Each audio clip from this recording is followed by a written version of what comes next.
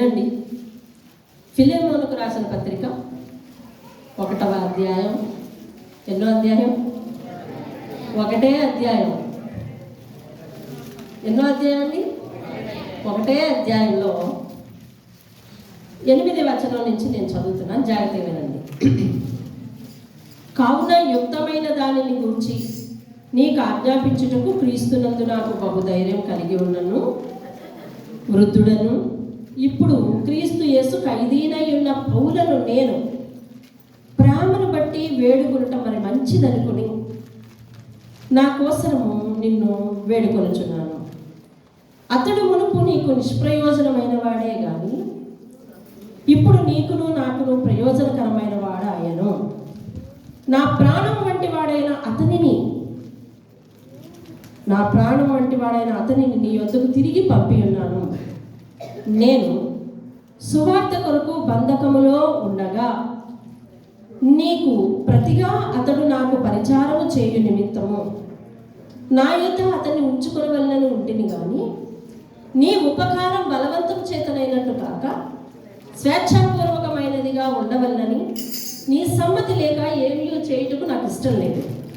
అతనిక మీదట దాసుడిగా ఉండక దాసుని కంటే ఎక్కువ వాడుగాను ప్రియ సహోదరుడుగాను విశేషంగా నాకును శరీర విషయమును ప్రభువు విషయమును మరి విశేషంగా నీకును ప్రియ సహోదరుడుగాను నీ యొద్ద ఎల్లప్పుడూ ఉండుటికే కాబోలు అతడి కొద్ది కాలం నిన్ను ఎడబాసి ఉండను. కాబట్టి నీవు నన్ను నీతో పాలివానిగా ఎంచిన ఎడల నన్ను చేర్చుకున్నట్టు అతనిని చేర్చుకును. అతడు నీకు ఏ నష్టమైనను కలుగజేసిన ఎడల నీకు ఏమైనా రుణమున్న ఎడలను అది నా లెక్కల్లో చేర్చుము. పౌలను నేను నా స్వహస్తముతో ఈ మాట రాయించున్నాను, అది నేనే తీర్తును. దేవుని స్తోత్రం కలుగును. హల్లెలూయా.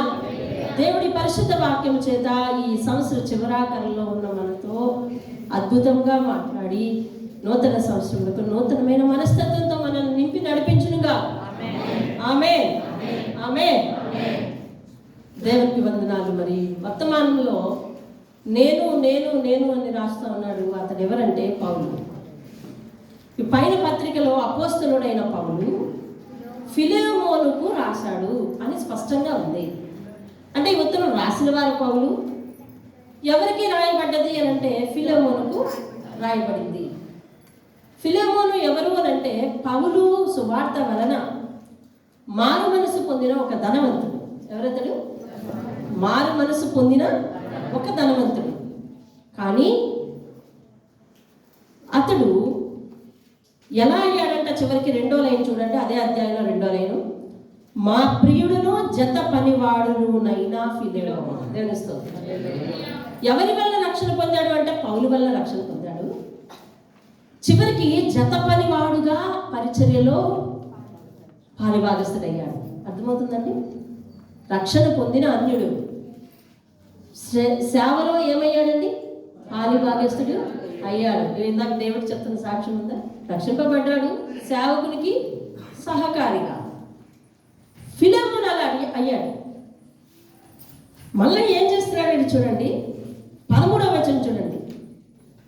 నేను సువార్త కొరకు బంధకంలో ఉండగా నీకు ప్రతిగా అంటే నీకు బదులుగా అతడు నాకు పరిచారం చేయి నిమిత్తం. అంటే ముందు ఎవరు చేసేవారు అన్నమాట పరిచారం? ఏం చేసేవాడు? పరిచారము అంటే వ్యక్తిగతం. ఇది అర్థమవుతుందండి? పరిచర్య దేవుని కొరకు చేసేది.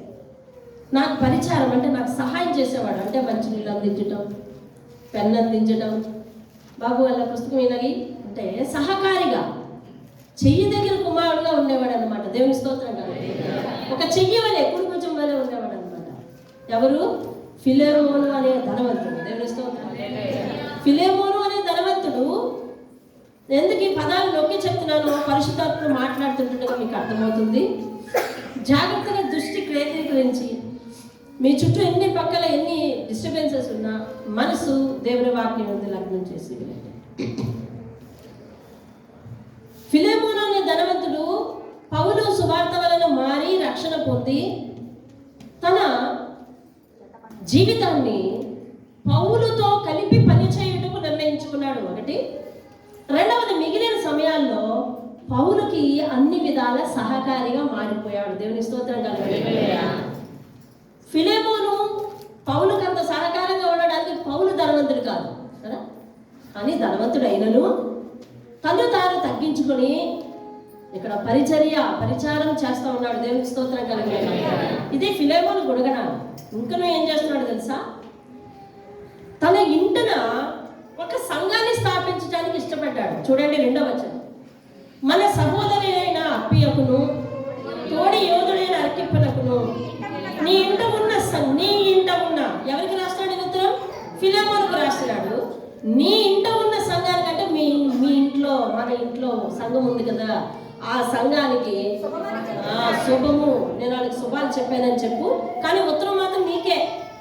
ఉత్తరం ఇక్కడ వ్యక్తిగతం. దేవుని స్తోత్రం కలుగుతుంది. కొరింథీయులకు రాసిన పత్రికల నుంచి, రోమా దగ్గర నుంచి రోమీయులకు, కొరింథీయులకు, హెబ్రీయులకు, ఏమండి ఇవన్నీ కూడా మరి కొన్ని లేఖలు ఉన్నాయి. ఇవన్నీ సంఘ ఉపకారాలను బట్టి సంఘానికి రాశాడు. కొన్ని తీతుకు, తిమోతికి అంటే ఇవి వ్యక్తిగతమైన ఉత్తరాలే. వారితో మాట్లాడడానికి రాస్తూ సంఘంలో ఉన్న వారిని నువ్వు ఇలా బోధించయ్యా, ఇలా చెయ్యయ్యా, నువ్వు ఇలా ఉండు, వాళ్ళని ఇలా ఉంచు, ఇలా నేర్పు అని చెప్పడానికి తిమోతికి, తీతుకును అనే లెటర్లు వాళ్ళకి వ్యక్తిగతంగానే రాశాడు. కానీ ఫిలెమోను అనే పత్రిక మాత్రం చాలా డిఫరెంట్ పత్రిక. అదేమిటంటే పౌలుకి ఒక అవసరం పడి ఒక విజ్ఞాపనతో ఈ ఫిలెమోనుకు రాస్తున్నాడు. దేవుని స్తోత్రం కదా. ఏం పడింది పౌలుకి చెప్పండి? అవసరం పడింది. ఒక విజ్ఞాపనతో రిక్వెస్ట్ లెటర్ రాస్తున్నాడండి. దేవుని స్తోత్రం కదా. అంటే ఇంచుమించు నాకు అవసరం వస్తే ఎట్లా తీరుస్తావో అట్లా నేను ఒక రిక్వెస్ట్ అడుగుతున్నాను ఫిలెమోను, నాకు తీర్చు అంటున్నాడు. దేవుని స్తోత్రం. నేను ఇందాక పరిశుద్ధాత్ముడు మనకు వివరించిన విషయాలను బట్టి ఫిలెమోను పౌలు చేత రక్షింపబడినప్పుడు అతడే ఇతనికి బాప్తిసం ఇచ్చినప్పుడు ఇతను ఏం చెప్తే అతడు చేస్తాడు. అవును. 2వది ఇదందించు అనే పని చెప్పగలిగిన చనువు వీళ్ళిద్దరికి ఉన్నప్పుడు ఇతడు ఏ ఆజ్ఞ చెప్పినా కూడా ఫిలెమోను చేస్తాడు. 2 కదా. ఇట్టి విషయాలు ఉన్నప్పటికీ పౌలు ఏమంటున్నాడంటే ఐ రిక్వెస్ట్ యూ, నేను నిన్ను బ్రతిమాలుతున్నాను అంటే ఉన్నాడు. దేవుని స్తోత్రం. అసలు ఏంటంత పౌలు బాప్తిసం ఇచ్చిన ఒక వ్యక్తిని ఏం బ్రతిమాలుతున్నాడు? ఎంత బ్రతిమాలవలసిన పని ఏమొచ్చింది? ఈరోజు సంవత్సరాకరంలో ఉన్న మనతో దేవుడు ఏం మాట్లాడాలనుకుంటున్నాడు ఈ విషయాన్ని బట్టి అనే సందర్భానికి పరిశుద్ధాత్మ మనల్ని తీసుకువెళ్తున్నాడు. దేవుని స్తోత్రం. ఈ యొక్క మాట ముందు వాక్యంలోకి వెళ్దాం. చూడండి ఒక మాట 8వ వచనం నుంచి నేను చెప్తున్నా. కావున యుక్తమైన దానిని నీకు ఆజ్ఞాపించుటకు. లెటర్ ఎందుకు రాస్తున్నాడంట? ఆజ్ఞాపించుటకు రాస్తున్నాడు. మళ్ళీ ఎట్లాగే చేస్తా ఉన్నాడు తెలిసిన 11వ వచనం ఫస్ట్ లైన్ చదువు. కాదు ముందు చదవాలి. ఒనేసిము కొరకు నిన్ను ఏం చేస్తున్నాడంటండి? వేడుకుంటున్నాను అంటే అర్థం ఏమిటి? బ్రతిమాలుతున్నాను అని. దేవుని స్తోత్రం కలుగుతుంది. కోరుకుంటున్నాను, మనవి చేసుకుంటున్నాను, ప్రాధాన్యపడితే ఐ బెగ్ యు అన్నట్టు అర్థం. నిన్ను నేను యాచిస్తున్నాను అన్నట్టుగా కూడా అర్థం వచ్చింది. దేవుని స్తోత్రం కలుగుతుంది. ఏమంటున్నాడంటే నీకు చాలా శ్రేష్టమైన సంగతిని నేను నీకు ఆజ్ఞాపించడానికి ఉత్తరం రాస్తా ఉన్నాను. అలా చేయడానికి, అలా ఆజ్ఞాపించడానికి నాకు క్రీస్తునందు బహుధైర్యం ఉంది. నీకు ఏ ఫిలెమోను, నేను చెప్పిన పని నువ్వు చెయ్యి. నేనేం ఆజ్ఞాపిస్తున్నాను అది నీ మేలు కొరకే, కాబట్టి నువ్వు ఖచ్చితంగా చేయాలి అని నేను ఆజ్ఞాపించగలను. ఆజ్ఞాపించే ధైర్యం నాకు క్రీస్తునందు ఉంది. ఎందుకంటే నేనేం ప్రైవేట్ విషయాలు చెప్పను. దేవుని వాక్యమే నీకు చెప్తా, దేవుని నడకే నీకు చెప్తా, దేవుని ప్రవర్తనే నీకు చెప్తా. కాబట్టి అది పాటించు అని చెప్పడానికి ఇందులో ధైర్యం అవసరమా? పిరికి అవసరమా? లేదు. కాబట్టి చెప్తా ఉన్నాడు ఏమనంటే నాకు బహుధైర్యం కలిగి ఉన్నాను, వృద్ధుడను, ఇప్పుడు క్రీస్తు యేసు ఖైదీనై ఉన్న పౌలను నేను ప్రేమను బట్టి వేడుకొనటే మంచిదనుకొని, నిన్ను బతిమాలటమే మంచిదనుకొని నా బంధకములలో నేను కనిన కుమారుడు ఓనేసిము. దేవుని స్తోత్రం. నా బంధకములలో నేను కనిన కుమారుడు. ఈ పదాలు ఏవి మర్చిపోవాలి. ఓనేసిము కోసము నిన్ను వేడుకుంటున్నాను. ఇప్పుడు మధ్యలో ఫిలెమోనుకేమో ఉత్తరం రాస్తున్నాడు, రాసిన వారేమో పౌలు, మధ్యలో ఒక ఆయన వచ్చాడు పుడింగమని. ఎవరతను? ఓనేసిము. చేస్తున్నాడు. ఎవరి ఒనేసేమనంటే, ఒనేసేము ఒకప్పుడు సంఘములో జాగ్రత్తగా చేరినవాడు, పౌలు దగ్గర ఇంకను ఫిలేమోను దగ్గర సహాయకుడుగా ఉన్నవాడు, వారు చేస్తున్న పనుల్లో పాలు పంపులు పొందినవాడు. కానీ ఒకానొక సమయం అప్పుడు మరి బైబిల్ పండితులు చెప్తున్నారు, అతనికి ఏదో కొంచెం దుర్బుద్ధి కలిగింది, లోకం మీద ఆశ కలిగింది. ఈ కట్టుబాట్లలో, ఈ ఆంక్షల్లో తినద్దు, తాగద్దు, అది చెయ్యు, ఇది చెయ్యు, తెల్లవారి ప్రార్థన, సాయంకాలం ప్రార్థన, రోడ్డు పరిచర్య, సువార్త పరిచర్య, ఇవన్నీ ఏకమావి తలపోటు. ఎప్పుడు ప్రార్థనే, ఎప్పుడు ఇదే, ఎప్పుడు సువార్తలే, ఎప్పుడు ఇబ్బందులే. ఇలా కాదు, లైఫ్ అనేది సంథింగ్ ఎంజాయ్ ఉండాలి అన్నట్టుగా లోకం వైపు చూశాడు. తనకి ఏదో గుర్తొచ్చింది, లోకంలోకి ఒకసారి వెళ్ళాలి అనుకున్నాడు. అందుకు కొంత డబ్బు అవసరం. వెంటనే ఫిలేమోను ఇంటిలో కొంత దొంగతనం చేసేసి ఒనేసేము బిరుదు ఇప్పుడు ఏమిటి? ఒనేసేము దొంగతనం చేశాడు, లెఫ్ట్ అయిపోయినాడు. సరే, మొత్తానికి అట్లా తిరిగి పౌలు సువార్త ప్రకటించడం వల్ల పౌలుని తీసుకెళ్లి రోమా ప్రభుత్వం ఏం చేసిందంటే, తీసుకెళ్లి ఎక్కడుండి కుదురుగా వీధులంటే తిరగకు అని చెప్పి చెరసాలలో వేసింది. దేవుని స్తోత్రం. ఎక్కడ వేసిందండి? చెరసాలలో వేసేసింది. ఈ ఒనేసేము దొంగతనం చేసి అటు ఇటు తిరుగుతూ ఉన్నాడు. మరి ఏం చేశాడో, ఎక్కడ ఏం ఎలా పెట్టాడో తెలియదు, కానీ తీసుకొచ్చి అతన్ని కూడా తీసుకొచ్చి అందులోనే పడేసింది. ఇప్పుడు ఇద్దరు మొక్కలు చూసుకున్నారు. ఒనేసేము తలదించుకున్నాడు. పౌలు ఒనేసేము తీక్షణంగా చూస్తున్నాడు. మీకు అర్థమవుతుందండి? ఒనేసేము తీక్షణంగా చూస్తున్నాడు. ఒనేసేము ఏం చేస్తున్నాడు? అందించుకున్నాడు. ఇప్పుడు పౌలు బంధకాల్లో ఉన్నాడు కదా. బంధకాల్లో ఉన్నానంటే నేను జైల్లో ఉన్నాను అని చెప్తున్నాడు. ఒనేసేముతో అంతా మాట్లాడాడు. ఏమన్నా తెలుసా? అదే నేనైతే, అదే నువ్వైతే, ఒనేసేము జైల్లోకి వచ్చి పడినందుకు, ఇదిగో నేనైతే సువార్త చేసి వచ్చి ఇక్కడ పెట్టాను, నువ్వే కదా పెట్టబడ్డావు ఇక్కడ అడుగుతావు కదా. అవునా కదా? చెప్పండి.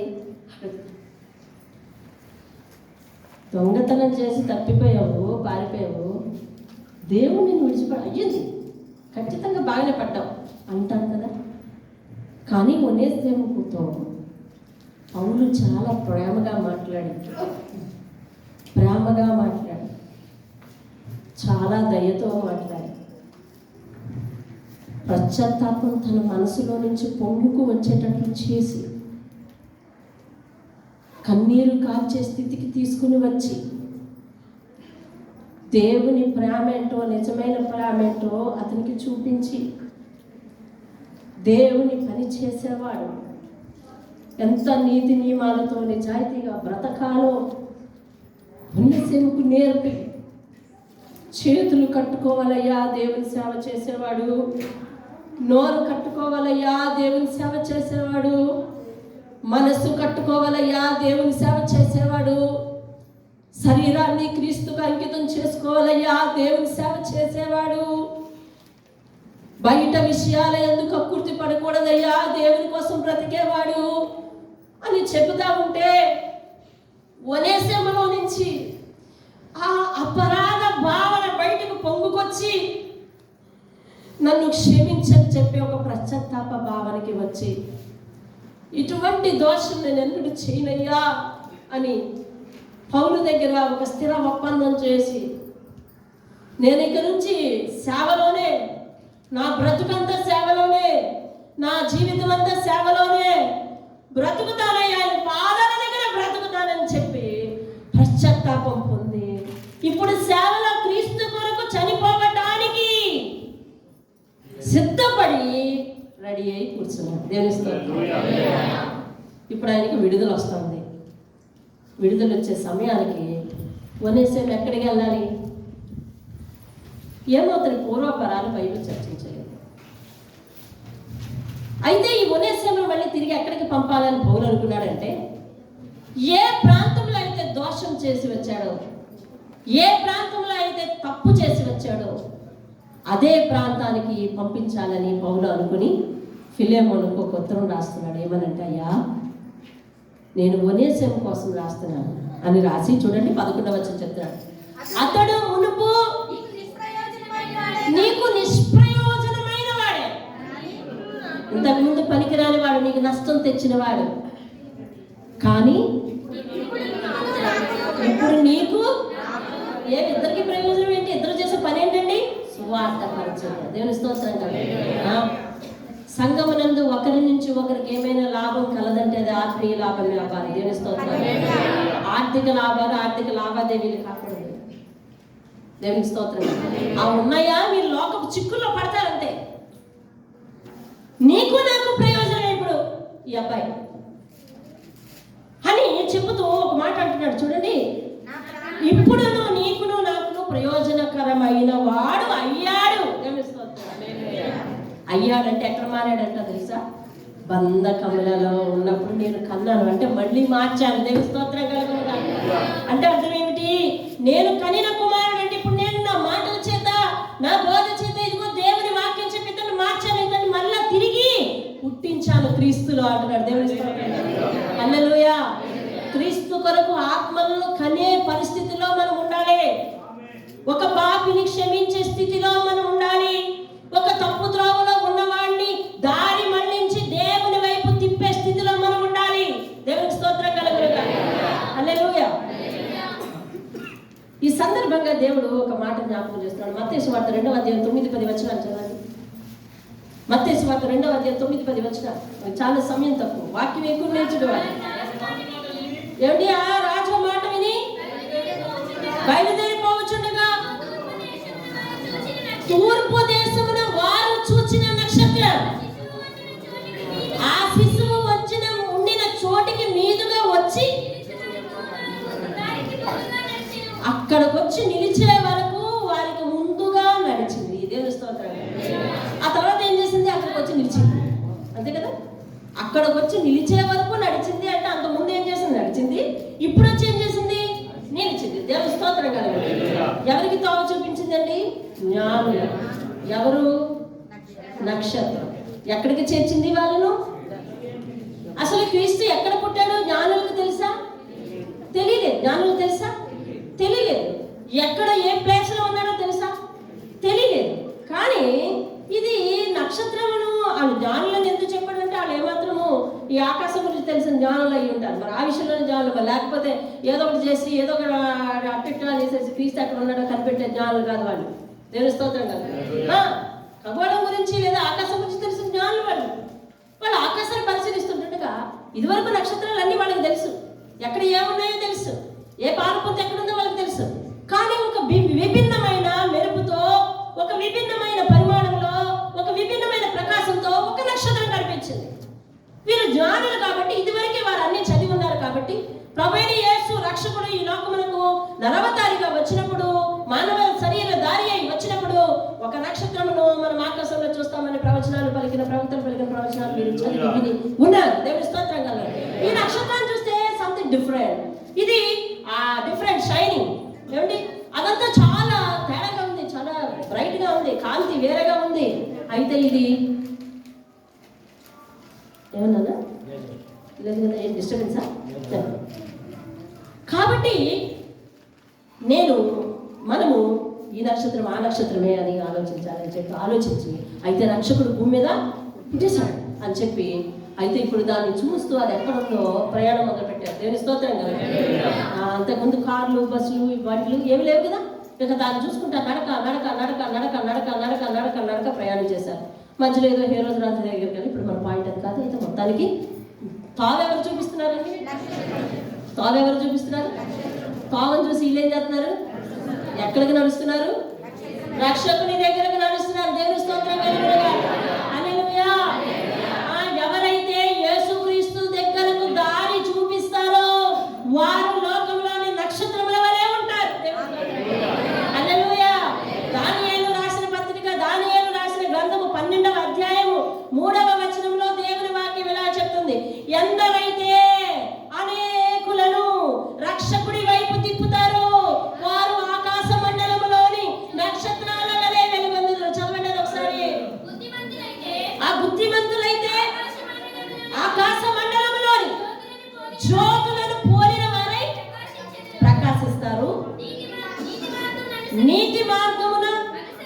అనుసరించి నడుచుకొనున్నట్లు. అబ్బాయి ఎవరు అనేకులను త్రిప్పుదురో. అంటే ఇప్పుడు నక్షత్రం మనం కూడా అవ్వచ్చు అన్నమాట. అవ్వచ్చా? అవ్వచ్చు. దేవుని స్తోత్రం కదా. ఇప్పుడు నక్షత్రం మనం కూడా అవ్వచ్చు. వినండి, ఎందుకు మనం ఎక్కడి నుండి వచ్చామంటే పౌలు దగ్గర నుంచి వచ్చాం. పౌలు చేతిలో ఒక దొంగ పడ్డాడు. ఇప్పుడు ఆడు ప్రయోజనకారిగా అయిపోయాడు. దేవుని స్తోత్రం. హల్లెలూయా. ఇప్పుడు అతను ఏమైపోయాడు? ప్రయోజనకారిగా అయిపోయాడు. ఇప్పుడు అతడు దొంగ కాదు, అతని చేతిలో పడే ముందు దొంగ. ఇప్పుడు మారాడు. అంటే ఇప్పుడు పౌలు తన మనసుని ఏం చేశాడన్నమాట? రక్షకుని వైపు తిప్పాడు. దేవుని స్తోత్రం. ఎందరు అనేకులను నీతి మార్గంలో నడుచుకున్నట్లు తిప్పుదురో వారు ఎవరంట? నక్షత్రం. దేవుని స్తోత్రం కలుగుతాం. ఇప్పుడు ఒనేసేమో బయటికి వెళ్తాడండి. బయటికి వెళ్ళి ఇదిగో నేను పలానా తప్పు చేశాను, కానీ ఆ జైల్లో పడ్డాను. జైల్లో పౌలు ఉన్నాడు. పౌలు కాక వేరెవరైనా ఆ జైల్లో ఉండుంటే నా బతుకు అలాగే ఉండేది. కానీ పౌలు ఉండబట్టి ఆలకిస్తున్న వాళ్ళందరూ దేవుని స్తోత్రం. పౌలు ఉండబట్టి నా బ్రతుకిలా మారింది. నేను ఇప్పుడు ఆ పాప జీవితాన్ని వదిలిపెట్టేసి నేను ఇలా వచ్చాను. ఈరోజు నా జీవితం వెలిగింపబడింది అని చెప్పి పౌలును పదే పదే జ్ఞాపకం చేసుకుంటాడా లేదా? చేసుకుంటాడు. అంటే ఒక పాపి జీవితం తిరిగి నీతి మార్గమును నడిపించినట్లుగా వెలిగింది అంటే, నడిపింపబడింది అంటే ఒక తార దారి చూపించింది. అది పౌలు. దేవుని స్తోత్రం. హల్లెలూయా. ఎవరినైతే పాప బంధకాల్లో ఉన్నవారిని నీ భుజం మీద, వారి భుజం మీద చెయ్యి వేసి నువ్వు రక్షకుడు వైపు ఎవరినైనా మళ్లించగలిగితే కనుక నువ్వు వారి జీవితంలో నక్షత్రానికి. దేవుని స్తోత్రం. ఫలానా రవి అండి నా జీవితంలో ఒకసారి పరిచయం అయ్యి నన్ను దేవుడికి నడిపించి, ఫలానా డేవిడ్ నన్ను దేవుడు, ఫలానా రఘు దేవుడు నడిపించి, ఫలానా కవిత, ఫలానా ప్రిన్సి, ఎవరి పేరు నీ పేరు చెప్ప. ఆమె లేకపోతే నా జీవితంలో నేను ఈవేళ రక్షకుని అంగీకరించే పని లేదు. అంగీకరించే స్థితిలో ఉండేవాడిని. ఎప్పుడు మాయమైపోయి ఎప్పుడు చచ్చిపోయి ఉండేవాడిను అని కొంతమంది రానున్న కాలంలో జీవితంలో సాక్ష్యం చెప్పి, ఎక్కడ ఉంటావో, ఏ ప్రాంతంలో ఉంటావో, ఏం చేసుకుంటుంటావో కానీ నీ పేరు నీకు తెలియకుండా వారి జీవితంలో నా జీవితం మెరుపుకు వారే కారణం అని చెప్తున్నారంటే నువ్వు దేవుని ఎదుట ఒక నక్షత్రం. దేవుని స్తోత్రం కలిగిన ప్రకటన గ్రంథం 1వ అధ్యాయం చివరి వచనాన్ని చెప్తుంది. దీని అవసరం లేదు. సేవ చేసేవారు, దేవుని సంఘాలను నడిపించేవారు నా చేతిలో ఒక్కొక్క నక్షత్రం వంటి వారని దేవుడు చెప్తారు. ఇది చిన్న పని అని సాధారణంగా సేవకులు చిన్న చూపు చూస్తూ ఉంటారు. నిజంగా మనం వస్తేనే వారికి బ్రతుకు, కానీ మనం లేకపోతే వారికి బ్రతుకు లేదనే ఆలోచనతో చూస్తూ ఉంటారు. అర్థమవుతుందండి? సంఘానికి 10 మంది వస్తేనే సేవకుడు బ్రతికేది. మనం వస్తే వారికి వెలుగు, లేకపోతే మనమే కానీ లేకపోతే ఏముందండి అని అనుకుంటూ ఉంటాం. అలా అనుకునే సంఘాలు కూడా నేను చూస్తున్నాను. నేను లేకపోతే ఆ సంఘం ఇప్పటివరకు అభివృద్ధి లేదండి అని అనుకునే వారు ఉంటే, అయితే పరిశుద్ధాత్ముడు ఏం చేశాడు మధ్యలో? ఆయన ఏం చేయలేదు. నేను లేకపోతే సంఘం ఎంతవరకు అభివృద్ధి చెందదండి అని అనుకుంటే పరిశుద్ధాత్ముడు ఏం చేశాడు? అయితే అలా అయితే అలా అనేవారు వాళ్ళ చేత్తో వాళ్ళ ఓడితో ఇంకొక సంఘాన్ని కడితే అక్కడ ఒకళ్ళు అపాయింట్ చేసుకోవచ్చు కదా. పరిశుద్ధాత్ముడు మనల్ని పని వారుగా చేసుకుంటాడు. తెలుస్తుంది. అలా ఆయన పనికి ఉపయోగపడడం, అలా ఆయన చేతిలో నక్షత్రాలు అవ్వడం నీ ఘనత, నా ఘనత అంతే. నీకు నాకు దేవుడిచ్చిన ఘనత అది. దేవుని స్తోత్రం. ఇప్పుడు పాయింట్కి వద్దాం. పౌలు చేతిలో ఒనేసేము పడ్డాడు. ఒనేసేము జీవితం మారిపోయింది. దేవుని స్తోత్రం. పౌలు ఒనేసేమును ఫస్ట్ ఏం చేశాడంటే, ఏం చేసి ఉంటాడు చెప్పండి? ఫస్ట్ ఏం చేసి ఉంటాడు చెప్తాను. ఏం చేసి ఉంటాడు? ఫస్ట్ పౌలు ఏం చేసి, పౌలు ఒనేసేమును ఏం చేశాడు? రైట్, క్షమించాడు. దేవుని స్తోత్రం. హల్లెలూయా. ఫస్ట్ ఏం చేశాడండి? క్షమించాడు. దేవుని స్తోత్రం. ఆ తర్వాత క్షమించమని ఫిలెమోనుకు రాస్తున్నాడు. అలా రాస్తూ ఏమన్నాడు తెలుసా? ఫిలెమోను, నేనేం చెప్తే అది నువ్వు వింటావని నాకు తెలుసు, కాబట్టి ఒనేసేమునికి నేను అన్నీ చెప్పాను, పంపిస్తున్నాను, నువ్వు చేర్చుకో అని క్షమించి వదిలిపెట్టే అని చెప్పచ్చు పౌలు. నీకు నేను ఆజ్ఞాపించవచ్చు కానీ నేను నిన్ను బతిమాలుకుంటున్నాను. ఏమన్నా తెలుసా? ఫిలెమోను, నీకు అతను ఇదివరకు నష్టం కలిగించాడు, కానీ నేను అతన్ని ప్రయోజనకరమైన వాడిగా మార్చాను. కాబట్టి ఇప్పుడు అతను నీకు నష్టం చేయడు, నీకు నాకు కూడా ప్రయోజనకారి అవుతాడు అని వివరణ ఇచ్చి ఫిలెమోను దగ్గరికి పంపిస్తున్నాడు. ఇప్పుడు ఒనేసేము అక్కడికి ధైర్యంగా వెళ్ళగలడు కదా? వెళ్ళగలడా లేదా? అతని మనసులో ఏమాత్రం అపరాధ భావన ఉన్నప్పటికీ కూడా కొంచెం ధైర్యంగా వెళ్ళాడు. ఇవన్నీ చెప్పకుండా పంపిస్తే కనుక ఫిలోమోను ఒనేసిమును చూసినట్లే వచ్చావురా అంటున్నా లేదా? కానీ ఇప్పుడు ఫిలోమోను రాగానే ఏం చేస్తాడు తెలుసా? 2 చేతులు చాపి తనలో చేర తీస్తాడా లేదా చెప్పండి? ఈ మనసు ఎలా వచ్చింది? ఈ మనసు ఎలా వచ్చింది?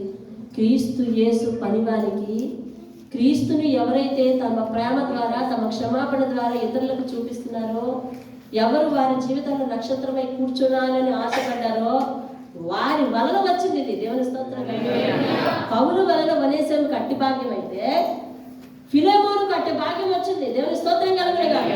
అతడు చెప్పాడు ఏమనంటే, యుక్తమైన దాన్ని నీకు చెప్తున్నాను అన్నాడు. దేవుని స్తోత్రం. అంటే యుక్తమైన పని ఏమిటన్నమాట? క్షమించుట. దేవుని స్తోత్రం. చెప్పండి అందరూ, యుక్తమైనది ఏమిటి? యుక్తమైనది ఏమిటి? ఈ సంవత్సరాకరంలో ఎవరి మీదన్నా పగ, ఎవరి మీదన్నా ద్వేషం, ఎవరి మీదన్నా కొంచెం మత్సరం, ఎవరి మీదన్నా ఎవరి గురించైనా హృదయాల్లో వివాదం ఉండినట్లయితే ఇదే మసిగుడ్డతో నువ్వు కొత్త సంవత్సరంలోనికి ప్రవేశించొద్దని రాత్రి దేవుడు మాతో మాట్లాడాడు. దేవుని స్తోత్రం కదా.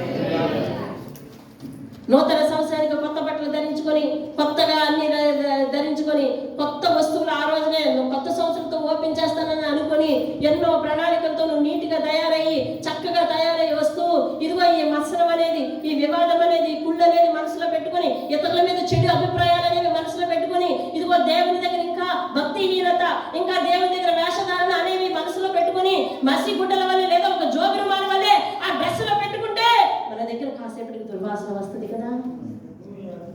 దేవుడు కొత్త సంవత్సరంలోకి అలా ప్రవేశించొద్దని చెప్తున్నాడు. దేవుని స్తోత్రం. ఉందా తెగింపు? దేవుని కొరకు ఏమైనా చేస్తానని తెగింపులోనికి రా. క్షమించు. నిన్న స్త్రీల కూడికలో మా దగ్గరికి 8 మంది, మన దగ్గరికి క్షమించండి, మన దగ్గరికి 8 మంది సేవకులు వస్తారు. ఇదివరకు 7 ఉండేవారు. అందులో ఒకరు మరి చాలా దూరాభారం వల్ల మానేశారు. 6 అయినారు. మరొక 2 చేరారు. 8 మంది అయ్యారు. ఈ 8 మందికి నెల సంఘంలో ఒకరు భోజనం పెడుతున్నారు. అలాగే కొనసాగుతుంది ప్రస్తుతానికి. ఇప్పటి వరకు మార్చి వరకు ఎవరెవరు సిద్ధపరచాలో అన్నీ సిద్ధమైంది. సందర్భం వచ్చింది కాబట్టి చెప్తున్నాను. అయితే ఈ 7 పాత 7 ఒక ఆమె చాలా బలహీనంగా, కొంచెం తెలివి లేని వానిగా కనిపించేది. ఆమె మాట్లాడడం ప్రారంభిస్తే మిగిలిన వారి వీళ్ళకి బాగా పరిచయం కదా. ఆమె ఇదిగో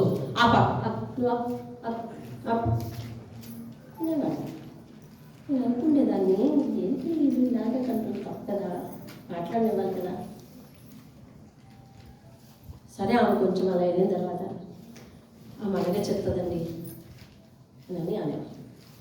సరే, కొన్ని ఎప్పుడైనా నేను ఏదైనా చెప్తున్నప్పుడు కొంచెం క్రాస్ టాకింగ్ చేస్తుంటే, అమ్మ అదే అనుభవం నాకు కూడా జరిగిందని చెప్పడానికి ఆవిడ ప్రయత్నిస్తుంటే, ఇల్లు అమ్మగారు మాట్లాడే అది ఇల్లు కంట్రోల్ చేసేస్తూ ఉండేవారు.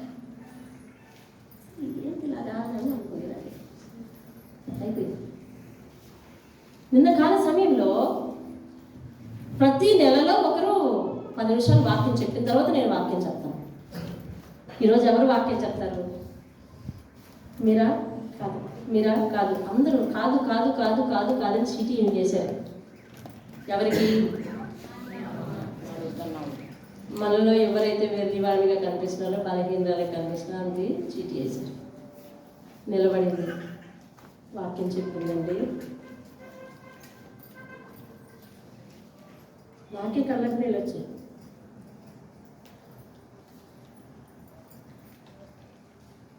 మనుషుల్లో పరిశుద్ధాత్ముడు తన ఆత్మ ఉంచితే పనికిరాని ప్రతి ఘటమ కూడా గణ గణ మోగుతుంది ప్రభు.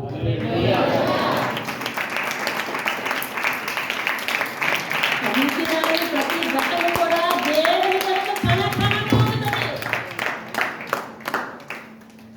ఆకారంలో, అంతములో, మాట తీరులో, వండే చిన్నలు తెలిసిన వాళ్ళు ఎటుపడితే అటు మాట్లాడగలమేమో కానీ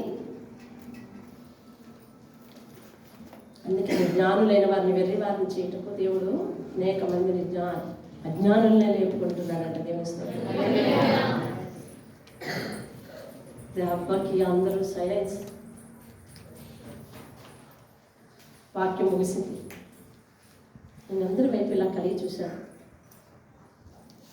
ఆమె గురించి మీ అభిప్రాయం వేరే కదా అన్నాను. నేను డైరెక్ట్ అయ్యాను. ఇంకా అవునమ్మగారు, నిజంగా ఆమెలో దేవుడు ఆత్మించాడు. ఆమెను చూసి చాలా చిన్నగా అనుకున్నాను. కొన్నిసార్లు అవమానంగా మాట్లాడాను. ఇది తప్పని ఇప్పుడే తెలుసుకున్నాను అని చెప్పగానే దేవుడు నాకు ఈ వాక్యం ఇచ్చాడు. ఒనేసిముని పౌలు ఎంత పెద్ద మనసుతో క్షమించాడు. తోటి వారిని క్షమించలే నా దౌర్భాగ్యం ఏంటి నీకు? అసలు తోటి వారిని చిన్న చూపు చూసే పరిస్థితి ఏంటి? మనం ఏమన్నా ఆలగడ్డ పెద్ద పనికొచ్చిందా అంటే అది కాదే. ఆలగడ్డ ఏమన్నా కొంచెం ఎక్కువ ఊడబడుస్తావా అంటే అది కాదే. అయినా కానీ ఆ చిన్న చూపు, అయినా కానీ ఆ తోలనాట, అయినా కానీ ఆ తేలిక మాట, అలాంటి తత్వాన్ని కొత్త సంవత్సరంలోనికి చేరే లోపల దులిపేసి చెత్త ఎత్తి బయట పారేయండి. వెంటనే తెలుసా, ఇంకొక పేరు ఉంది అందులో. ఆమెకి ఈమెకి ఏదో వివాదం, నాకు తెలియదు విషయాలు. మరి వీళ్ళు నీగన్నగా వస్తూ ఉన్నారు, వారిలో భర్త లేని వారిని కదా మనం ఎంచుకుంటా.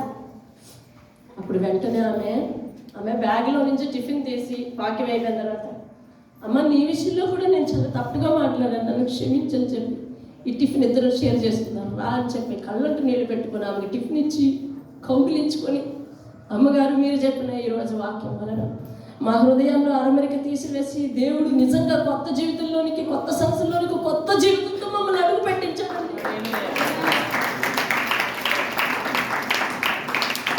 నిజమే, దేవుడి ఉద్దేశం అంటే పాత అభిప్రాయంతో కొత్త సంవత్సరంలోనికి అడుగు పెట్టకూడదు, పాత మురికి గుడ్డలతో కొత్త సంవత్సరంలోనికి అడుగు పెట్టకూడదు అనే ఉద్దేశమే దేవుడు. స్తోత్రం కలిగి నిజంగా ఆమెను బట్టి మేమందరం ఒకే ఆత్మతో కలుసుకుంటే వీళ్ళిద్దరూ కలుసుకోవటం మరింత విచిత్రం అనిపించింది. దేవుని స్తోత్రం.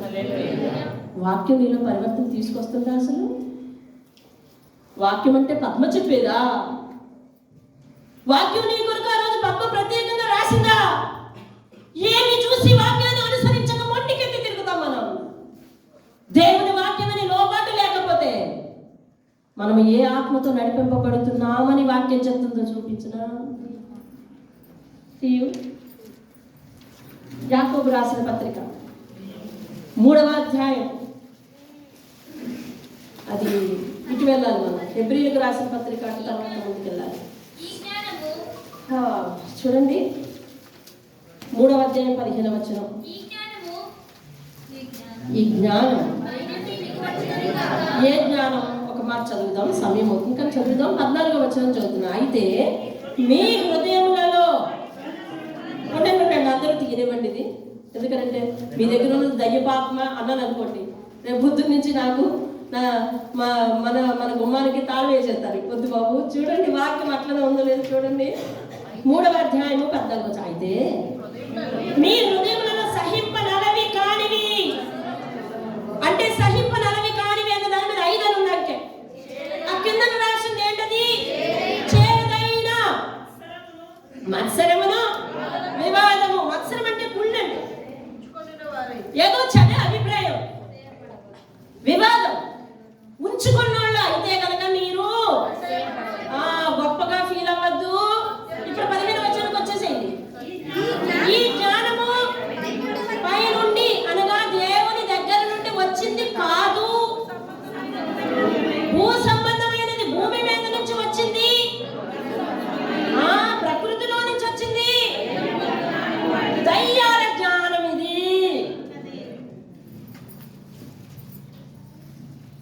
ఎవరి జ్ఞానం?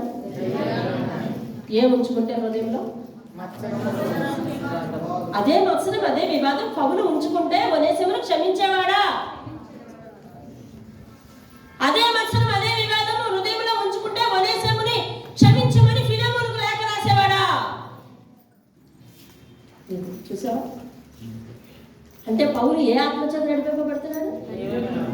ఏ ఆత్మచేత? దేవుని స్తోత్రం కలుగును.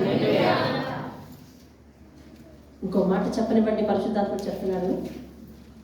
ఒనేసిము దొంగతనం చేసినప్పుడు దయ్యముల ఆత్మచేత నడిపింపబడి ఉంటాడు, కానీ పరిశుద్ధాత్ముడు ఆయన ఎందుకు కనికరం ఉంచి దేవుని ఆత్మచేత నువ్వు నడిపింపబడాలి కాబట్టి నిన్ను ఎక్కడికి చేరుస్తానో అక్కడికి చేరుస్తానని తీసుకొచ్చి పౌలు దగ్గరికి చేర్చాడు. అర్థమైన వారు మాత్రం చేయొద్దండి, అర్థమైన వారు మాత్రం. మరొకసారి చెప్పండి, పౌలు ఒనేసిముకి దొంగతనం చేయాలని ఆశ పుట్టింది. మన రింగ్ మ్యాచ్ ఉన్నారు కదా, ఫస్ట్ నుంచి ఆది కాలం నుంచి దొంగతనం చేయాలని చెప్పేవాడు ఎవడన్నాడు వాడు. దొంగతనం అంటే ఒక అవతల చెట్టు కరివేపాకు కోసడం, అవతల చెట్టు నిమ్మకాయలు కోసడం అనుకోకుండా, అవతల వాళ్ళ పరుగును దొంగలించడం కూడా దొంగతనమే. అర్థమవుతుందా? ఎలీషా ఎదురుగుండా ఉన్నప్పుడు ఎలీషా గొప్పవాడు, ఎలీషా అలా ఉన్నాడు, ఎలీషా చెప్పిన మాట వింటాడని చెప్పి ఎలీషా వెళ్ళిపోయిన తర్వాత ఎలీషా వంటి అవివేకము, ఎలీషా వంటి అవిధేయత ఎవరికి లేదని నేను నీ దగ్గర చాటుని చెప్పానంటే అతని పరుగును, అతని ఇమేజ్ నేను నీ దగ్గర ఏం చేస్తున్నాను తెలుసా? దొంగతనం చేస్తున్నాను. ఇక నుంచి నేను, నువ్వు అందరం కూడా ఈ సంగతిని మార్చుకోవాలి, మానుకోవాలి. మనిషిని నాలో కూడా పొరపాటు ఉండవచ్చు. వాక్యం మనిషికి చెప్పేవానికి వినేవానికి కూడా. నేను స్తోత్రం కన్నా. దొంగతనం చేసేటప్పుడు ఒనేసిమును నడిపించింది దురాత్మ, దయ్యము, జ్ఞానం. కానీ పరిశుద్ధాత్మ పైన చూసి ఒనేసిము నీతో నాకు చాలా పని ఉంది. వినని వాళ్ళందరూ దేవుని స్తోత్రం చెప్పండి. నీతో నాకు చాలా పని ఉంది ఒనేసిము. నువ్వు దొంగతనం చేసి దేవుని దయ్యం మాట మీద నువ్వు బయటికి వెళ్ళడం కాదు, నిన్ను నేను ఒక చోటకు నడిపిస్తున్నాను చూడు అని తీసుకొచ్చి కొట్టాడు. ఎక్కడికి? జైల్లో. ఇప్పుడు ఎక్కడ పడ్డాడు అతడు? పౌలు చేతుల్లో పడ్డాడు. అవునా? అవునా కదా? చేసిన దానికి శిక్షలా కనిపిస్తుంది, కానీ పరిశుద్ధాత్మ నడిపి ఎక్కడికి? వినండి, వినండి, జాగ్రత్తగా వినండి. ఎందుకు వినని వారు దేవుని స్తోత్రం చెప్తున్నానంటే నువ్వు తప్పిపోకూడదు ఈ విషయాన్ని. పరిశుద్ధాత్ముడు చెప్తున్నప్పుడు మరొకసారి పరిశుద్ధాత్ముడు ఈ వ్యాధంతో చెప్పలేకపోవచ్చు, చెప్పే అవకాశం నీకు నాకు రాకపోవచ్చు, కానీ విను. దేవుడేమో తన సంకల్పం ఒనేసిమును మార్చాలని అనుకున్నాడు. ఒనేసిము దయ్యపు ఆత్మచేత నడిపింపబడుతున్నప్పుడు దేవుని సంకల్పం ఏమిటి అంటే నిన్ను నేను దయ్యపు ఆత్మతో నడవనివ్వను, నేను దేవుని ఆత్మచేత నిన్ను నడిపించుకుంటా, నాకు ప్రయోజనకరంగా వాడుకుంటా. ఏ లోకమైతే నిన్ను నిందించుతా ఆ లోకం ఎదుట నిన్ను గొప్పవాడిగా నిలబెడతా, పద ఒనేసిము అని చెప్పి జైల్లో తీసుకొచ్చి పడేశాడు. ఇప్పుడు జైలులో ఒనేసిమును దేవుని ఆత్మచేత నడిపించడానికి ఒకే ఒకడు ఉన్నాడు. అక్కడ ఎవరు? అదే స్థానంలో నువ్వు నేను ఉన్నామనుకో. అంటే ఇప్పుడు దేవుని ఉద్దేశము ఒనేసిము విషయంలో నెరవేరాలంటే ఒక మనిషి కావాలి. అవునా కదా? అదే నువ్వైతే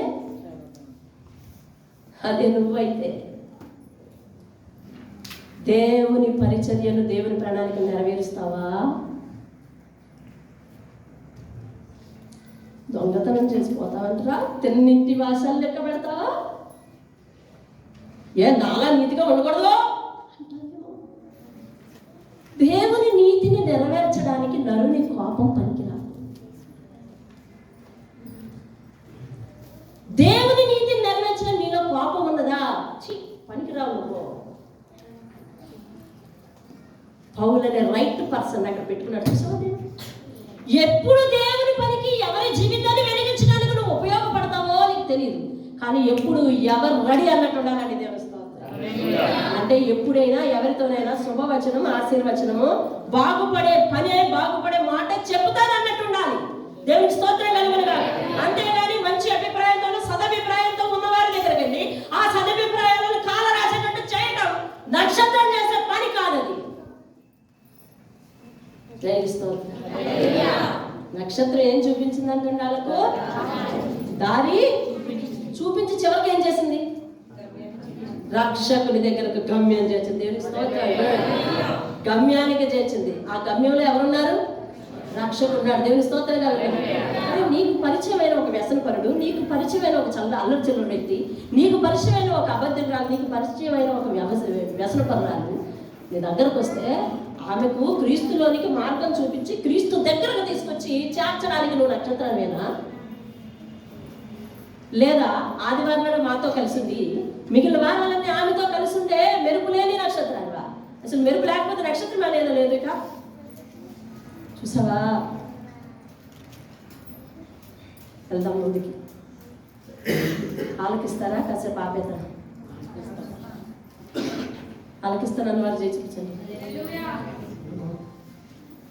సరే వినండి, నేను ముగిస్తాను. తర్వాత పదం చదవండి. నాకును నీకును ప్రయోజనకరమైన వాడు అయ్యను. దేవుని స్తోత్రం. అంటే అతను ప్రయోజనకారిగా పరిశుద్ధాత్మను మార్చాలనుకున్నాడు. కాబట్టి తీసుకెళ్లి ఎవరి చేతిలో పెట్టాడు తెలిసిన? పౌలు చేతిలో పెట్టాడు. దేవుని స్తోత్రం కలండి. ఒక వ్యక్తిని ప్రయోజనకారిగా మార్చాలని, తన అభిప్రాయాలు తన ఆలోచనలు మార్చాలని నీకు పరిచయం చేస్తే, నీకున్న మత్సరముతోనూ నీకున్న వివాదాలు సృష్టించే మనసుతోనూ అవతల వారి మనసును పాడు చేసేవాడు నువ్వు నక్షత్రం కావు. నీకు దేవుడు ఒక వ్యక్తిని ఎందుకు పరిచయం చేశాడు? అతను ఏమైనా ఆత్మ బలహీనత ఉందా? బలపరచు. క్రీస్తు యందు ఏమైనా అనుమానాలు ఉన్నాయా? తీర్చు. ప్రార్థన ఏమైనా నిర్లక్ష్యం ఉందా? నేర్పు. వాక్యాన్ని గౌరవించిన స్థితి ఉందా? అలవాటు చెయ్యు. నువ్వు వెలిగించవాలని అంతే. దేవుని స్తోత్రం. ఒక దీపం దగ్గర ఒక దీపం తీసుకొస్తే ఏమవుతుంది చెప్పండి? వెలిగిస్తుంది అంతే. నో మోర్ ఆల్టర్నేటివ్ కదా.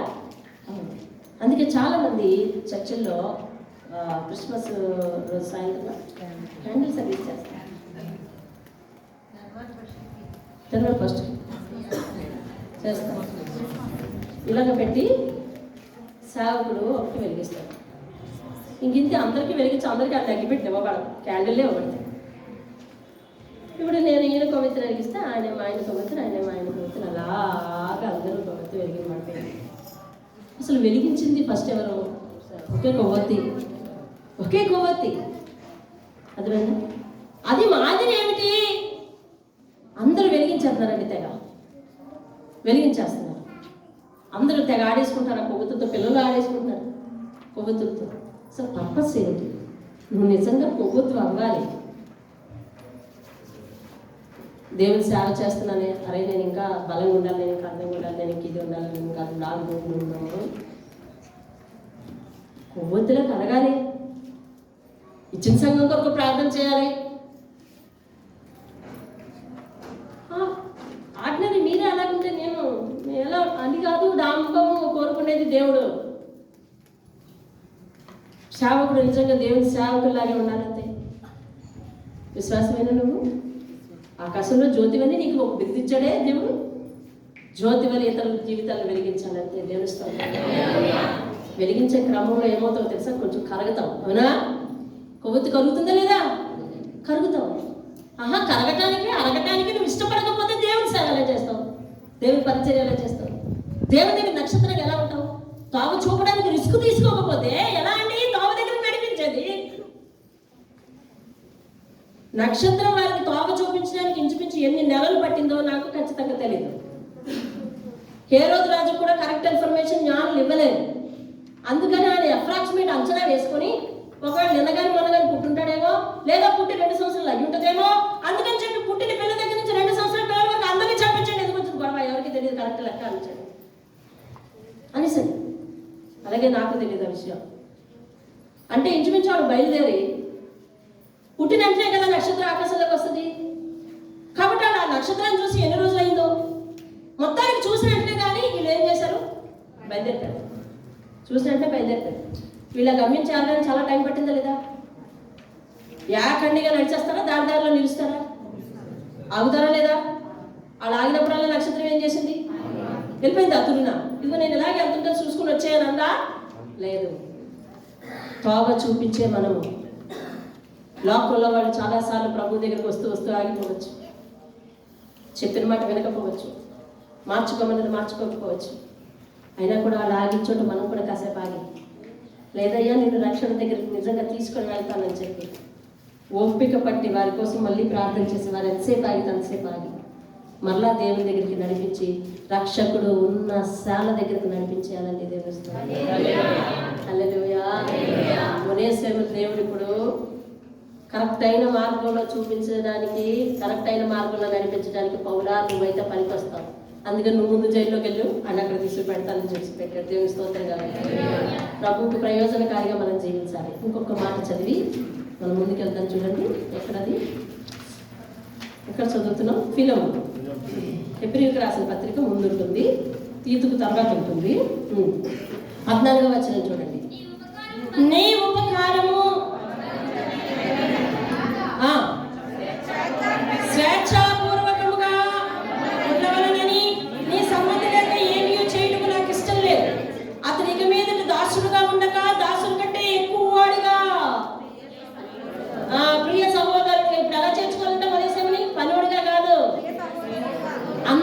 రక్షకులా తయారు చేశాను నేను. స్తోత్రం. ఎంత ప్రయోజనకరంగా తయారు చేశాను నేను. ఒకరి చేతిలో ఒకరి ఆత్మ పడింది అంటే ఏమవ్వాలి తెలుసా? ఆత్మీయ అభివృద్ధి జరగాలి. అర్థమైందా? నీకు అర్థమయ్యేటట్టు మరో మాట చెప్తా. నీ పరిచయంలో సహోదరుడు పడ్డాడు అనుకుంది అంటే దేవుడు ఇప్పుడు తనని నీ దగ్గరికి నడిపించాడనమాట. దేవుని ఉద్దేశాన్ని నువ్వు నెరవేరుస్తావని. ఇప్పుడు ఏం చేయాలి? దేవుని గురించి ఆయనకు చెప్పి ఆయన లక్షణాలు ఏంటో ఫస్ట్ తెలుసుకోవాలి. అతడు లోకానుసారంగా ఉన్నాడా? దేవుని జ్ఞానం ఏమైనా ఉందా? లోకానుసారంగా ఉన్నాడా? మరీ డేంజర్గా ఉన్నాడు. ఇప్పుడు ఏం చేయాలి? దేవుని ప్రేమను, దేవుని సువార్తను నువ్వు చెప్పాలి. ఆ క్రమంలో నువ్వు వాళ్ళ వల్ల పడిపోకూడదు కదా. అంటే దేవుడు నమ్మకమైన పనివారిగా నిన్ను ఎంచుకున్నందుకు ఆ తోవ, రక్షకుని తోవ చూపించే వరకు కూడా నువ్వు ఓపిక పట్టి ఆయన కొరకు ప్రార్థన చేయాలి. ఓపిక పట్టి ఆయన వెతుక్కోవాలి. కొన్నిసార్లు రాడు. మంచి మాటలు చెప్తానంటే ఎవరైనా వస్తాడండి? మంచి మాటలు చెప్తానంటే ఎవరైనా వస్తాడా? ఒకసారి వీధి సువార్త చేసేటప్పుడు ప్రొజెక్టర్ తోటి మన మధ్యకు అనిల్ వాళ్ళు సువార్త చేయడానికి వచ్చారు. ఆ రాజీనగర్ కాలనీలో సినిమా వేస్తున్నాం అని అంటే ఒకటి రావాలి. అదే రికార్డింగ్ డ్యాన్స్ వేస్తున్నాం అని చెప్పండి. నిజమా అబద్ధమా? ఇది లోకం దేన్ని ఆకర్షిస్తుందో తెలిసిన రికార్డింగ్ డ్యాన్స్ని ఆకర్షిస్తుంది. రక్షకుని వార్తను ఆశించట్లే. మళ్ళీ ఆనవరే ఏమంటుందో తెలుసా? అబ్బాయి నీతికి న్యాయానికి లోకంలో చోటు ఎక్కడ ఉందండి అంటది. నీతి అంటే ఏమి? దేవుడు చెప్పే మార్గమే కదా. ఆ నీతికి న్యాయానికి నీ మనసులోనే చోట్లేదు. ఆ నీతికి న్యాయానికి నీ మనసులోనే చోట్లేదు. అందుకే కదా నువ్వు ఆయన రక్షణ వార్తలు అంగీకరించడం రాలేదు. రికార్డింగ్ డాన్స్ అంటే వచ్చినావు ఎగురుకొని. అర్థమైందా? ఒకరి భుజం మీద చెయ్యేసి చర్చికి రమ్మని చెప్పు. రేపు నుంచి ఆడు నీకు కనిపిస్తూ ఉంటూ ఆదివారం అసలు కనిపించడు. అదే పోయి అడ్రూట్లో సినిమా హాల్ ఉందా అసలు? ఇప్పుడు లేకపోతే ఎక్కడ నిలమించలేను వెళ్ళిపోదా? ఎంతో వెళ్ళిపోదాం అంటే ఆడు చూస్తాడు. అవుతాడు. ఎక్కడికి రా మీరు ఇద్దరు సినిమాకి అవుతావా? వచ్చేస్తాడు. అవతల ఏ వైపు వచ్చేస్తాడు. చర్చికి వెళ్తున్నావురా అంటే మీకు బుద్ధి లేదురా అంటాడు.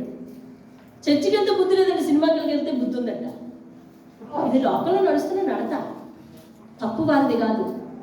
బరబ్బానే కోరుకున్న ఈ లోకంలోని సీడ్ అలా వస్తా ఉంది, విత్తనం.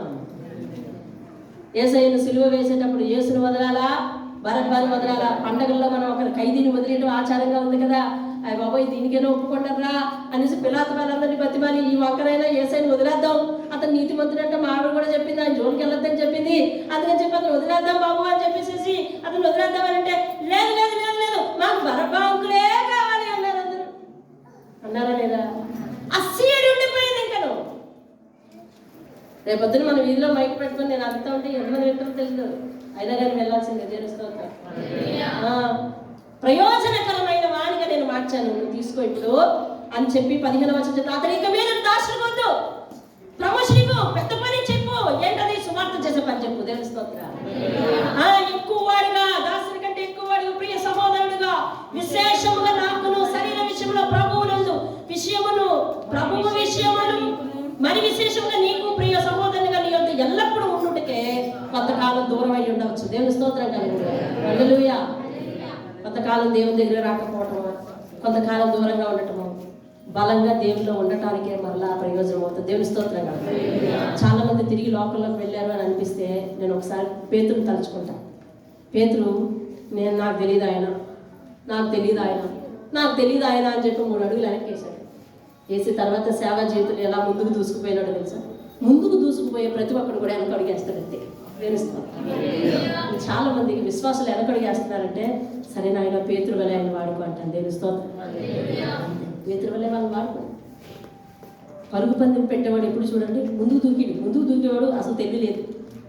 వెనక్కి ఊపతాడు, ఒకసారి వెనక్కి లాగుతాడు, వెనక్కి లాగి వదిలిపెడతాడు, శరీరాన్ని ఫాస్ట్గా వెళ్తాడు. దేవుని స్తోత్రం. అందుకని అందరూ ఒకసారి మానేశారు కనుక అలా చేయండి.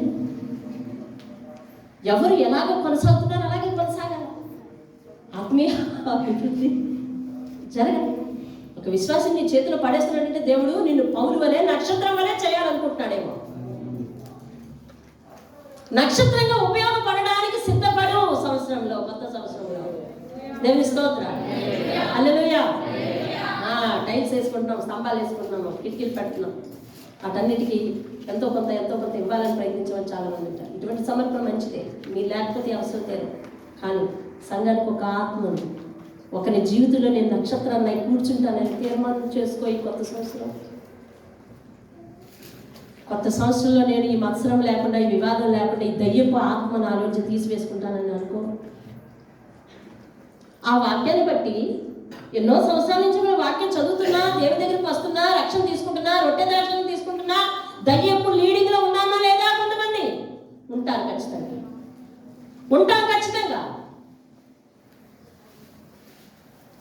మన మనసులో ఎదుటి వారి మీద కక్ష, మన మనసులో ఎదుటి వారిని క్షమించని స్థితి, ఇవన్నీ ఉంటాయి. మనము కొత్త సంవత్సరంలోకి అలా అడుగు పెట్టద్దని దేవుడు ప్రేమపూర్వకంగా ఈ వాక్యం ద్వారా నన్ను హెచ్చరిస్తున్నాడు. దేవుని స్తోత్రం. హల్లెలూయా. ప్రభువైన యేసుక్రీస్తు మనల్ని క్షమించాడు మొదట. దేవుని స్తోత్రం. మనం ఏం చేయబడ్డామో తెలుసా? దేవుని చేత క్షమించబడ్డాం. దేవుని స్తోత్రం కలుగునుగాక. ఇప్పుడు ఆ యేసయ్య ఏమంటున్నాడు తెలుసా? నిన్ను దాసుడిగా ఉంచను. దాసుని కంటే ఎక్కువ వారిగా, ప్రియ సహోదరుడిగా చూస్తానంటాడు దేవుడు. దేవుని స్తోత్రం. పత్రిక రాసే పౌలుని యేసుక్రీస్తు స్థానంలో పెట్టు. యేసయ్య క్షమించగలిగినట్లుగా నువ్వు క్షమించగలగాలి. దేవుని స్తోత్రం కలుగునుగాక. హల్లెలూయా. యేసయ్య అంటున్నాడు, ఇప్పుడు పౌలు అన్న మాటలు జ్ఞాపకం చేసుకో. ఇదివరకు నువ్వు లోకంలో ఉన్నప్పుడు దాసుడివేమో కానీ, లోకానికి దాసుడివేమో కానీ, నాకు బహు ప్రయోజనకారిని. నేను ఇప్పుడు నిన్ను దాసుడిగా చూడను. పాపము దాసత్వం చేయించుకుంటుంది, కానీ దేవుడు తన సహోదరుడిగా ఎంచుకుంటాడట, తన పరివారిగా ఎంచుకుంటాడట. దేవుని స్తోత్రం. హల్లెలూయా. తన సహోదరునే కదండి దగ్గరికి హత్తుకోగలడు. దాసుని అయితే ఎక్కడ పెడతాము? అది అక్కడ పెడతాము. అందుకని మీదట దాసులని పిలవబడక సహోదరుని పిలవబడతారు. దేవుని స్తోత్రం. హల్లెలూయా. సహోదరుని పిలవబడతారంట. దేవుని స్తోత్రం. ఇంకా ఏం చెప్తున్నాడో చూడండి. ఆ కింద ఒక మాట చదివేసే, ఇక 17వ వచనం. కాబట్టి నీవు నన్ను నీతో పాలివానిగా ఎంచితే, అదండి ఇప్పుడు క్రీస్తే ఈ లెటర్ నీకు రాశాడు అనుకో. ఏది ఒకరి పేరు చెప్పు. ఆకాష్కి ఆ లెటర్ రాశాడు అనుకోండి. క్రీస్తే ఆ లెటర్ ఆకాష్కి రాశాడు. నన్ను ఎలాగైతే ఇష్టపడి చేర్చుకుంటావో, నీకెవరి మీద కోపం ఉందో, ఎవరి మీద వివాదం ఉందో వాళ్ళని చేర్చుకో అంటున్నాడు. అమ్మ ఇరుకుని పడిపోయావని లేదా? పట్టాం. ఎవరి మీద వివాదం ఉందో వాళ్ళు ఒక్కసారి క్షమించమని అడిగేసి పోయిటికి. యేసయ్యని అయితే చేర్చుకుంటావా? యేసయ్య ఇప్పుడు కనిపిస్తేనా ఎలా ఉంటుంది మన రియాక్షన్ చెప్పండి. యేసయ్య ఇక్కడ బలిపెట్టిన దగ్గర కనిపించారనుకోండి, ఆ మరు నిమిషంలోనే నేను ఎక్కడ ఉంటాను, మీరు అందరు ఇక్కడ ఉంటారు. యేసయ్య పాదమే పడిపోతారు. ఈ తొప్పులాట్లో నన్ను తోసేస్తారు, ఎక్కడో తొక్కేస్తారు. అర్థమైందా? ఆయన కనిపిస్తాను తాతుతుంది, ఆయన కౌగిలించుకోవాలి కదా. ఉందా లేదా? మరి అంత నీరసంగా ఉన్నారు? ఉంది. అది మీకు ఎవరి మీద కోపం ఉన్నారు అది చేర్చుకోండి. ఈ అభిప్రాయంతో మాత్రం కొత్త సంవత్సరంలో కడుపు పెట్టండి. ఇంకా రిమైనింగ్ డేస్ ఉన్నాయి. ఇవ్వబడిన వాక్యంతో ప్రార్థించండి. ఈ మసిగుడ్డను మాత్రం తీసుకురాక. కొత్త సంవత్సరానికి, నూతన సంవత్సరానికి మసిగుడ్డ తీసుకురావడానికి వీల్లేదని దేవుడు మనల్ని ప్రేమించి వాక్యాన్ని నిజంగా సేవకుల్లో జరిగిన మార్పు. వెర్రి వాళ్ళుగా చూసిన ఒక సేవకురాలను మధ్యలో నిలబెట్టుకుని మిగిలిన 6 కనువిప్పు కలిగిస్తే ఆ 6 కన్నీళ్లు పెట్టి ఏడ్చినప్పుడు అప్పుడు నేను అన్నా, ఆమె గురించి మీ అభిప్రాయం వేరే కదా అంటే,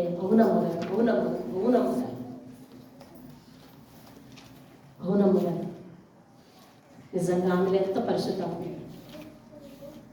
క్షమించే మనసు నీకుంటే దేవుడు నీలో ఆత్మను పెడతాడు. తెలుస్తుంది. ఈలోగా మరొక జంట కలుసుకుంది. నీకు చెప్పనా ఒక మాట, ఆఖరి మాట. నువ్వు దేవుని జ్ఞానం చేత నిజంగా నడిపింపబడుతున్నావు అని అంటే కనుక నీకట ఒక లక్షణం ఉంటుందండి. ఏ లక్షణం తెలుసా? వాక్యానికి సులభంగా లోబడే లక్షణం. వాక్యం చూడు. అదే యాకోబు పత్రిక.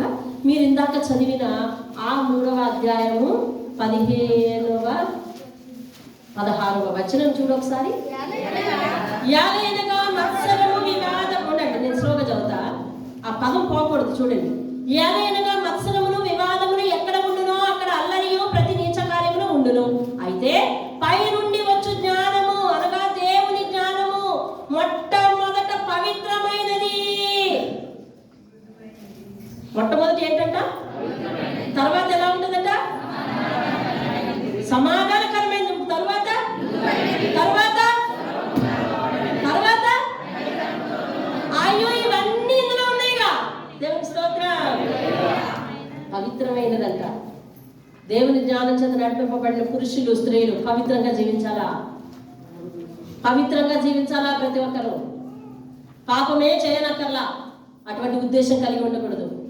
మగవారిని ఆడవారు చూసినప్పుడు, మగవారిని చూసినప్పుడు, నువ్వు బయటికి వెళ్ళినప్పుడు, ఎక్కడెక్కడ చూసినప్పుడు అంతే. ఇంట్లో వాళ్ళని ఏ అభిప్రాయంతో, ఏ విధమైన సాధు చూపుతో చూస్తా ఉన్నావో అలాగనే ఉండాలా ప్రతి ఒక్కరు. అర్థమవుతుందా? పైకి చూపించే, అపవాది చూపించే ఆకర్షణలకు ఏమాత్రం లోను కాకూడదు. అసలు మనస్సులో భావించినా కూడా అది తప్పే అని యేసయ్య చెప్పాడంతే. ఈ వాక్యం ఎవరికి? కేవలం విశ్వాసులకి అని రాసలేదు, అందరికీ పవిత్రమైనది ఉండాలి. తర్వాత ఏమైందంటే సమాధానకరమైన సమాధానాన్ని వెతుక్కోవాలి. ఈ రోజు నుంచి నీకు నా మొహం చూపిస్తూ ఉంటూ అంటే ఇంకెక్కడ సమాధానం ఇచ్చి లేదు. మళ్ళీ ఈ గొడవలన్నీ ఎక్కడ తెలిసి ఇంట్లో వాళ్ళతోనే. ఇద్దరు కలిసి జీవిస్తారంట. నీ ముఖం చూడండి ఇంకా అంటదంట. ఏం చేస్తావు ముఖం చూడకపోతే? అది అలాంటి కక్షలు కార్పణ్యాలు ఇంట్లో ఉంచుకోండి. బయట వాళ్ళతోనేమో చక్కగా మాట్లాడి ఇంట్లో వాళ్ళతో ఇలాగ మాట్లాడుకుంటే అసలు నీ బంధము, నీ గమ్యం ఎక్కడా? అసలు వివాదాలు మత్సరత. నిజంగా ప్రేమిస్తే ప్రేమించు, నిజంగా అభిమానిస్తే అభిమానించు. లేదంటావు కదా, నో కామెంట్. మాట్లాడితే అసలు నీ నోటినైనా అదుపులో పెట్టుకో. నాలుగుని అదుపులో పెట్టుకోకపోతే దాన్ని తీసుకెళ్ళి నరకాల్లో పడేస్తానన్నాడు దేవుడు. ఇదే యాకోబు పత్రిక 3వ అధ్యాయంలో పైనుంచి అదే చెప్పుకొస్తున్నాడు. నీకు ఇష్టం లేదు కదా అవతల వాళ్ళు, ఇష్టం లేదు టూర్కో. మళ్ళీ లేనిపోనిది అవి ఇవి రంగరించి వాళ్ళ పరుగును దొంగిలకూడదు. ఆజ్ఞల్లో ఒకటి. నువ్వు ఎటు తిరిగి వచ్చినా ఇంకా క్రీస్తు ఆజ్ఞల చుట్టూ తిరుగుతావు. తప్పించుకోవడానికి ఎవరితో కూడా వీల్లేదు. అదిగో మన శుక్రవారం చెప్తాను, ఎటువంటి యేసయ్య సింహాసనం ఉందట, ఎటువంటి ట్రిక్లు, ఎటువంటి జిమ్మికులు లేవంటే ఓన్లీ వాక్యం ఉందంటే. దేవుని స్తోత్రం. అదే వాళ్ళకి దేవుని వాక్యం. దేవుని స్తోత్రం కలిగిన ఆ తర్వాత ఏంటన్నమాట? సులభంగా లోబడినది. దేవుని స్తోత్రం. ఇంట్లో మాట ఎందుకు వస్తుంది? ఎంతసేపు ఆవిడే వినాలి మీ మాట, ఎంతసేపు ఆయనే వినాలి మీ మాట. అలా కాదు, సులభంగా లోబడుతుందంట. దేవుని వాక్యానికి నువ్వు సులభంగా లోబడినట్లయితే అది ఇంట్లో, ఇక్కడ సంఘంలో దేవుని వాక్యానికి నువ్వు సులభంగా ఈవేళ వాక్యం దేవుడు నాతో మాట్లాడాడు అని నువ్వు సులభంగా లోబడినట్లయితే నువ్వు దేవుని ఆత్మచేత లీడ్ చేయబడుతున్నావు. తెలుస్తుంది. మోకరించక యాకోబు రాసిన పత్రిక 3వ అధ్యాయం, ఫిలోమోనుకు రాసిన పత్రిక అది అధ్యాయం అంతా నీవు చదువుకుని నక్షత్రం వలె మారు. మరొక విషయం, ఆ సేవకులకి ఈ మాట కూడా చెప్పడం జరిగింది. మన చర్చిలో బోర్డు చూడండి, అటువైపు ఆ బోర్డు ఉంది. కొంచెం ఎవరైనా వచ్చే బోర్డు షూట్ చేయి, యూట్యూబ్లో వాళ్ళు కూడా చూస్తారు. క్షమాపణ విలువ ఒకరిని క్షమిస్తే తెలిసేదానికన్నా, ఆ బోర్డు చూడండి మెడతిప్పి, అదిగో క్షమాపణ విలువ ఒకరిని క్షమిస్తే తెలిసేదానికన్నా ఒకరి చేత క్షమించబడితే అర్థమవుతుంది. దేవుని స్తోత్రం. అది దేవుడు వర్తమానం చెప్పినప్పుడు ఇచ్చింది. క్షమాపణ విలువ ఒకరిని క్షమిస్తే తెలిసేదానికన్నా ఒకరి చేత క్షమించబడితే తెలుస్తుంది. నేను క్షమించాలనుకో అన్నం చాలా సులువు. అవతల వాళ్ళు మనల్ని క్షమిస్తే అప్పుడు తెలుస్తుంది ఆ విలువ. అంటే యేసయ్య ఈ పార్టీగా మనల్ని క్షమించాడు. తెలుస్తుంది కాబట్టి ఆ విలువ మనకి తెలిసి ఉండాలి. క్షమాపణ విలువ తెలిసి ఉండాలి. యేసయ్య గారు నిన్ను నన్ను క్షమించకపోతే నువ్వెక్కడివి, నేనెక్కడ దాన్ని. కాబట్టి మనం ఇతరులను క్షమించడానికి వెరవకూడదు, కాదని చూపించకూడదు. సిలువలో దొంగలు ఎన్నాళ్ళు దొంగతనం చేసాము, ఇప్పుడు బతిమాలుతున్నావా అన్నాడా యేసయ్య? లేదు. నువ్వు మాట్లాడిన మాటను బట్టి పరదేశంలో నేను జ్ఞాపకం చేసుకుంటాను అన్నాడు అంతే. అప్పటికప్పుడు చూసుకో, వెనకటి అన్ని దెబ్బతా కూర్చుంటే దేవుడు నీ చెట్ట తీసాడంటే మనం బుక్ అయిపోతాం. అర్థమవుతుందండి? మనం వెనకటి అన్ని దెప్పుకుంటా కూర్చున్నాం అనుకోండి, క్షమించామన్నాడా? క్షమించంతే ఈ తరుణంలో. లేదు కదా, వెనకటికి అది చేస్తాం, వెనకటికి ఇది చేస్తాం అని చెప్పి చెట్ట తీద్దామన్నావు అనుకో, దేవుడు నీ పాప చట్టం రద్దు చేసినప్పుడు మళ్ళీ వాటన్నింటిని రిలీజ్ చేస్తే మళ్ళీ మనమే నష్టపోతాం. ప్రార్థన చేద్దాం, ప్రార్థన చేద్దాం. ఒనేసిము లాంటి వాళ్ళు ఎంతో మంది లోకంలో ఉన్నారు. వారిని ఒక సంఘానికి చేర్చడానికి పౌలులా నేను దేవుడు వాడుకుంటే సిద్ధమేనా? అలా సిద్ధపడాలంటే నీలో ఉండవలసిన గుణం ఏంటో తెలుసా? క్షమాపణ. తప్పుని ఎత్తి చూపించి తెలియని లోకానికి చాటి చెప్పే గుణం కాదు అది. వివాదము, మత్సరము, ఇది దయ్యపు జ్ఞానము. ఇప్పుడు మీకు తెలిసిపోతే దయ్యపు జ్ఞానపు మాటలు ఎట్లా ఉంటాయో, ప్రభు యొక్క జ్ఞానపు మాటలు ఎట్లా ఉంటాయో, ఎవరి మాటలకు ఊకొట్టాలో, ఎవరి మాటలను తిరస్కరించాలో, ప్రభువులో వారికి తిరిగి ఏమని చెప్పాలో. అంటే పైనుండి నీకు జ్ఞానం వస్తుందన్నమాట. వాళ్ళని కూడా నువ్వు తృణీకరించడానికి వీల్లేదు. బ్రదర్ అలా మాట్లాడద్దు, సిస్టర్ అలా మాట్లాడద్దు. నువ్వు దేవుని వాక్యం ఇలా ఉంది, మృదువైనదంట, మృదువైన మాటలు మాట్లాడాలి. వారిని కూడా సరిచేయాలి మృదువైన మాటలతో. వద్దన్న, వద్దు చెల్లి, వద్దమ్మా అలా మాట్లాడద్దు. వారి గురించి చెడుగా చెప్పద్దు.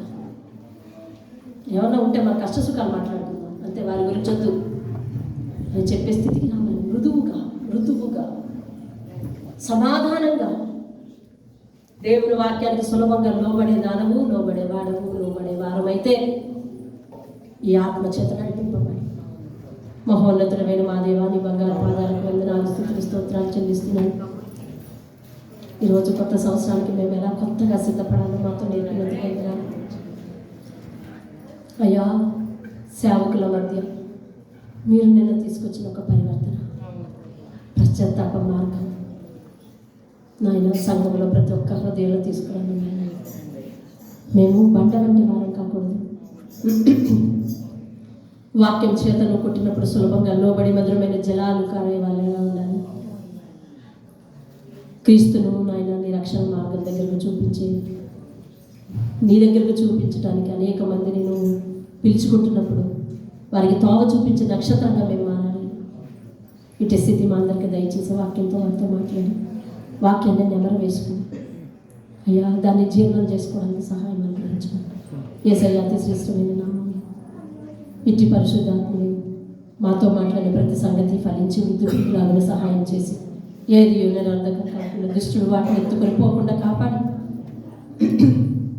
సహాయం అనుగ్రహించమని, నూతన సంవత్సరానికి నూతనంగా మమ్మల్ని సిద్ధపరచమని, సమ్మతించు మనస్సు, స్థిర మనస్సు మాకు దయచేయండి. అడిగి వేడుకుంటూ ఉన్నాం పరమ తండ్రి. ఆమేన్. ఆమేన్. క్షమించండి, చాలా సమయం అయింది.